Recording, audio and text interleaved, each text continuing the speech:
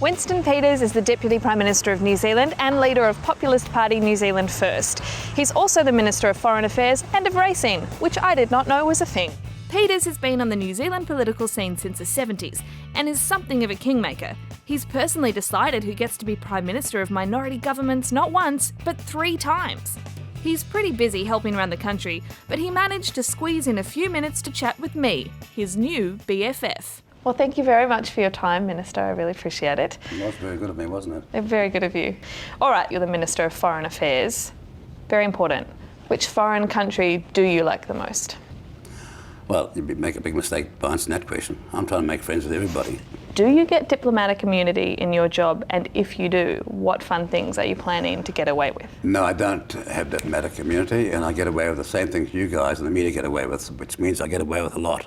Can you use your power to stop Australians making fun of me, specifically the host of our show, Tom Ballard? Look, I have got some influence in this country, and I'll hope to be talking to your foreign minister within a matter of days and others, but I don't know if I can do that. That's too great a task.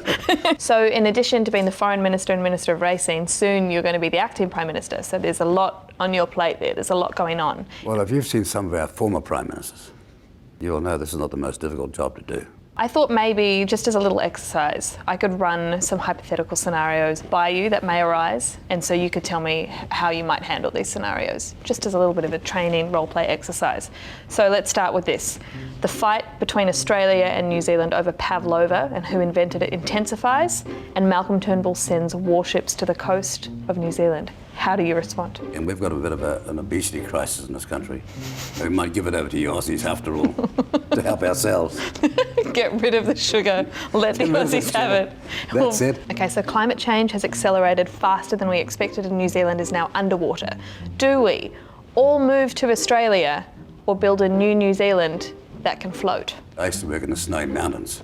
The word mountain is not appropriate for Australia, with the greatest respect, they're only little hills. Look at the Southern Alps, mate.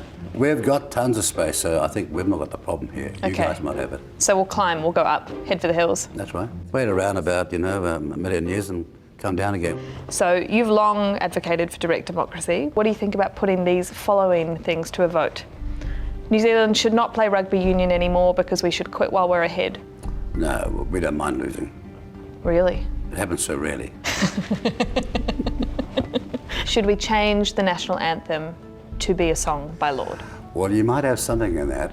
Royals is a pretty good song. I've always thought a national anthem's only good if when people have had a few drinks and they're feeling great, they want to sing it. That's my test of a national anthem.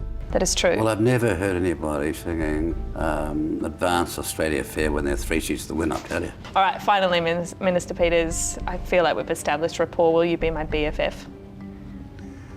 I think I know what that means. Best friend forever? Yes. And? I never like to make these long-range promises. All right, well, you're hedging your bets and I respect that. Thank you so much for your time, I really appreciate it. No, you're welcome. Thank you. And good luck to your Australians.